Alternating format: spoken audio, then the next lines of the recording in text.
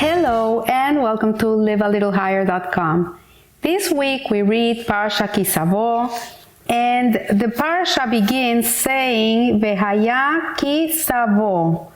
It says, it shall be when you come to the land that the Eternal your God is giving to you as a permanent property, and you take possession of it and live there. So there's a Sikha of the Rebbe, which comes from the Likutei Sichot, and Rabbi Eli Tauger explains it beautifully. And he says that our sages teach that a person who gives one coin to a poor person is granted 6 blessings. One who gratifies him is blessed evenfold. Like if you give a coin to a poor person, you're gonna be blessed. But if you stop and you smile at the person and you wish them well and you wish that they should be, that their bad moment should come to pass, or you say something nice to them, it says the blessing is 11-fold. It's 11 times. So now, gratifying does not necessarily mean giving more money. It means giving a positive feeling. So we read in this parasha, what we're seeing here is that Hashem created the world for Bikurim. What does it mean, Bikurim? Bikurim means that in the times of the temple and the Mishkan, when the Jewish people entered the land of Israel, the first fruits were brought to the temple as an offering. And what does it mean, this offering that people used to bring? It's not only to give thanks to God for all the bounty He gives us. It's not just like taking the best of the choicest of what you have and giving it to God as a way to say thank you, but it goes deeper than that. There's a concept in Judaism, it's called Hakaras Hatov. And Hakaras Hatov could be translated in English to gratitude, but in the Torah, gratitude is not enough. Gratitude is please and thank you. You know, as you teach a little kid, okay, when you're gonna ask someone for something, you say please, then you say thank you, you're appreciated. But Hakaras Hatov goes even deeper, and a Hakaras Hatov, what it means is that we appreciate, we acknowledge the good that has been given to us. It's not just a lip service. So when a person appreciates a colleague, a spouse, a child, a teacher, when a person has appreciation for this person, then the way that the person has a relationship with this person is going to be even deeper. So this concept applies not only to our relationships with others, but also to our relationship with Hashem.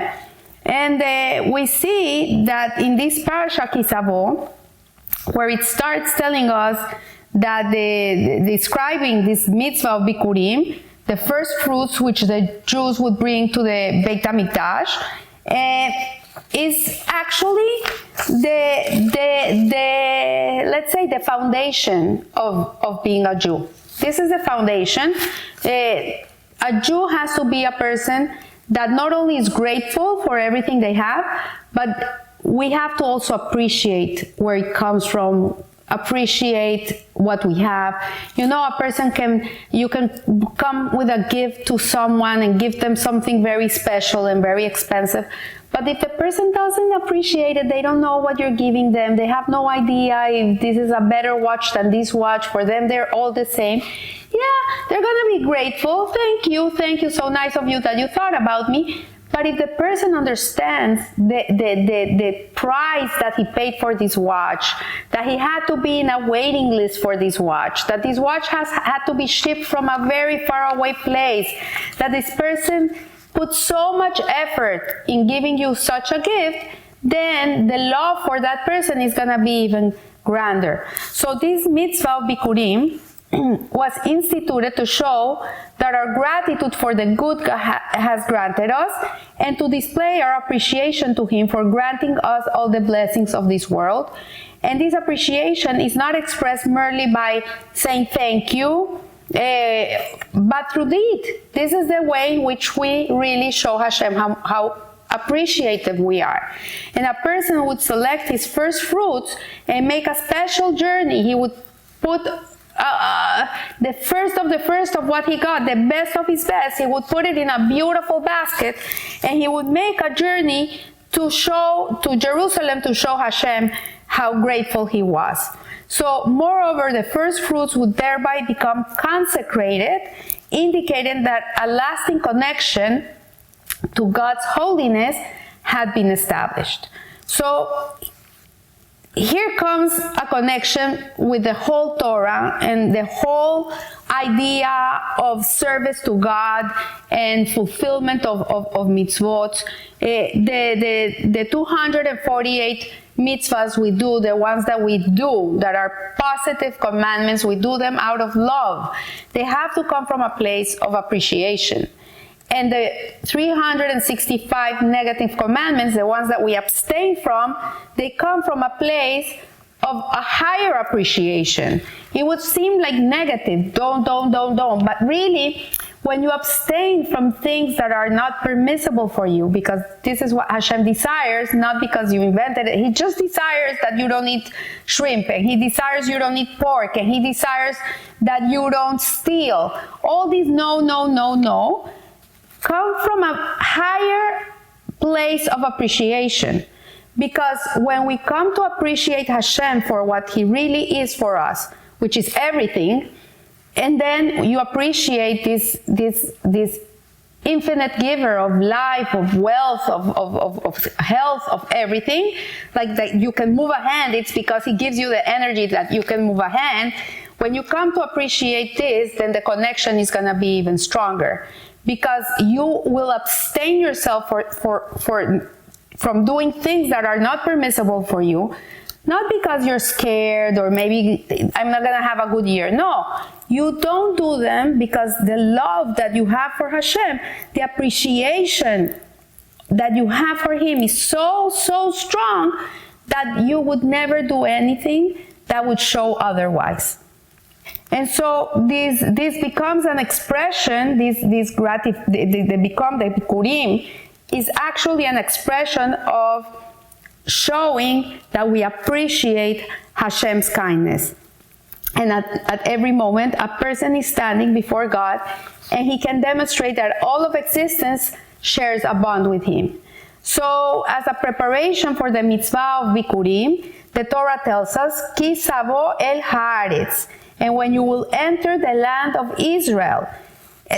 First of all, this mitzvah, you cannot do it if you're outside of the land of Israel, and you cannot do it if you don't have a temple. So nowadays that we are in exile, in Galut, this is a mitzvah that we cannot fulfill. But we can fulfill it in other ways. We can be that you have a first son, and there's certain specifications for this son to do a pidyon aven. For example, when a person has a son, it's the first pregnancy, it was a normal delivery, and there was no miscarriage before, and there's certain specifications, and a couple has this first son. Then 1 month later, they do something that is called a pidyon aven, in which this son is redeemed from the Kohen. And there's a whole ceremony about it, where the parents buy this son from the Kohen. And because this is an offering that you give to God, it's your first of your first. The same concept comes with your allowance or your salary. You have to take apart 10 to 20% of your earning, and you have to, the first 10% or 20% you give to charity. So this is what we do today. But in actuality, in the times of the temple, people would go with their basket and their first fruits. So the ability to bring Bikurim depends on the entering Eretz Israel. This is a mitzvah of the Jewish people living in the land of Israel with their temple. And it says, the eyes of God your Lord are upon it from the beginning of the year until the end of the year. So what it's saying is that as a person enters Eretz Israel and allows the land of Israel to enter him, it's not enough that you live in Israel. It's not enough, I'm going to do Aliyah, I'm going to go and I'm going to live in Israel. That's not enough. You have to have Israel go inside of you too. It's not enough to you be there physically. The land has to go inside of you. What does this mean? It means that you live in a way in which you're sanctifying the land of Israel. And so this is the mode of service which is characterized with the approach to learning Torah and fulfilling mitzvot. So there's a deeper understanding of the above concepts can be grasped by considering the halachic implications of the word Savo, meaning enter. And our sages explain that this word implies coming in entirely without any portion of the body remaining outside. So for example, when you're going to fulfill in Sukkot the mitzvah of the sukkah, your whole body is in the sukkah. You're completely inside of the sukkah. If a person is going to go to a mikvah, a woman is going to go to a ritual bath, all herself is immersed in the mikvah. If one hair is sticking out, it's not completed, the mitzvah. So one who enters the house has to understand that once a person goes inside of the land of Israel, he has to be completely immersed in the land of Israel. So similarly, it continues explaining to us that in this vein, the Savo, entering the land of Israel to bring the first fruits, means coming fully into the land, and therefore the verse mentions not only entering the land of Israel, but also that you will take it as an inheritance and you will settle it. So Hashem gave us this beautiful gift, which is the land of Israel. He gave us as an inheritance. We don't live there because we feel this is our home and we belong there and it's our entitlement and we don't have anywhere else. This is a Jewish place. No, we settle the land of Israel because this is what Hashem wants from us. He gave it to us. From the beginning of creation, He promised the land of Israel to the Jewish people. But this promise and this inheritance comes with something that you have to give back. It's not like you're going to live there and that's it. No, you have to live a life of Torah and mitzvot in the land of Israel. If not, it's devoid of a neshama. It's devoid of a soul. So, for until the Jews took the land of Israel as a heritage and settled the land, their entrance was not complete. Only after they had settled the land could the atmosphere of Eretz Israel penetrate their thinking process sufficiently to motivate the appreciation expressed by bringing of Bikurim. So it's only when you're taking from the land and you're giving back to God, like when you're saying, here, I come with what you give me, I'm giving you the best you gave me, I'm giving it back to you, only then can a person fully appreciate what it really means, the huge gift that God has given us to be able to enter and settle that land. It's not an entitled thing. We don't deserve anything. We don't deserve nothing. If we would sit down and think about what we deserve, I would be very scared. We have the ability to settle that land because this is what Hashem desires for us. But it has to be done with God in your head, with a godly mind. So the above discussion also enables us to understand a difference of opinion among our sages regarding the point in time at which the Jews became obligated to bring this Bikurim, this offering. The Sifri, in its exegesis of phrase, he says, and you will enter the land, states that the Jews were required to bring the first fruits immediately as soon as an individual received his own portion of the land as a heritage. He continues saying, he was required to bring these first fruits, and the Talmud comes and gives us another opinion, which states that the obligation to bring the first fruits did not come into force until after the completion of the 14 years during which the Jewish people conquered the land of Israel and divided it among the 12 tribes. So here he says, the Rebbe Lubavitch in his Siha, the difference between these two approaches is the extent of entry which is required. So the Sifri maintains that as soon as each individual received his portion of the land of Israel, his entry into the land is complete. And he's required to bring the offering. So once a person comes into the land of Israel, and he has a portion of the land, the minute that he comes and he has that portion, he's obliged to give this bikurim. And then the sages of the Talmud, the sages, by contrast, they maintain that until the entire Jewish people, all of us together, everybody, the ones that are in the land of Israel, the ones that are in the diaspora, all of us take possession of the land of Israel, then this is not complete. We're not complete. And so only after every member of the people is settled in his home can any individual be considered to have entered the land of Israel in a full sense. So we're not there yet, because many of us are not living in the land of Israel. And until we're not there, according to the Talmud, you cannot say that we have completely entered the land of Israel. So there's two levels of having hakaras hatov, of having gratitude, and we can explain these 2 points refer to 2 phrases in the expression of our appreciation to God. To cite a parallel in our daily service, as soon as we arise, the first thing a Jew does when he opens his eyes, he says, Modeh ani lefanecha, like, thank you, Hashem, for returning my soul back to my body. And this is a statement of acknowledgement that Hashem has given you a new day and that you're alive and well. And because when a person goes to sleep, it is considered a small death. It's a 1/60th of death.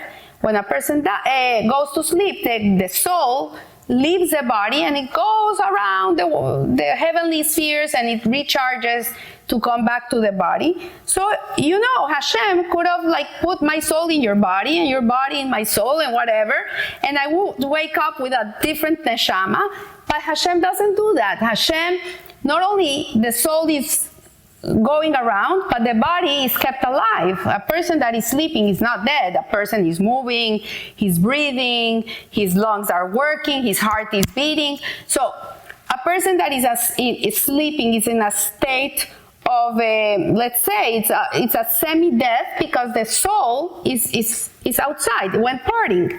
So the person, when he wakes up and he says Modeh ani, is like, it's amazing that I'm still here. It's really, if you think about it, it's a miracle.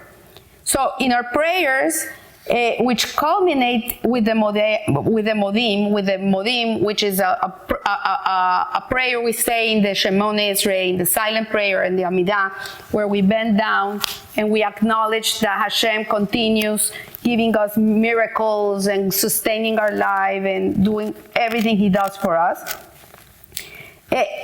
We offer a more complete expression of gratitude, and the soul's intuitive feelings of gratitude are enhanced by our prayerful, conscious meditation on the manifold blessings we enjoy.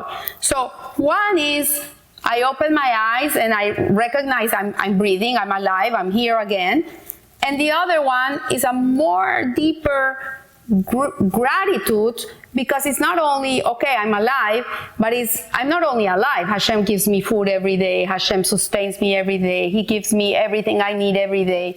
It's a deeper sense of gratitude. I read once about a sage that he wouldn't say his blessings for the food that he ate until he thanked God that he was able to buy the food, he was able to cook the food, he was able to make that meal, and that he was going to be able to eat it. Until he didn't meditate on that concept, he wouldn't sit down and say the regular blessings we say when we eat, which are blessings of gratitude. But this what I'm saying here is that gratitude can go so deep. The layers and layers and layers of appreciation of a person towards a food, a garment, a person, God is infinite. There's layers and layers and layers that we can connect to be grateful people. So similarly, with regard to the obligation to bring these bikurim entering the land of Israel, it means going deeper and deeper into the spiritual dimensions of the land, until one's appreciation of God's kindness is all encompassing.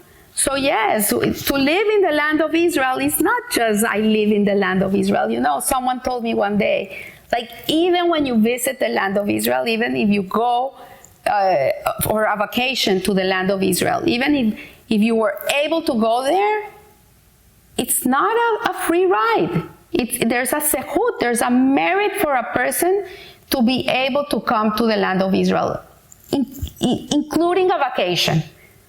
Any person that can get on a plane and get to Israel and be there, it's because there's Hashem is giving you a merit. You earned it. It was not a free ride.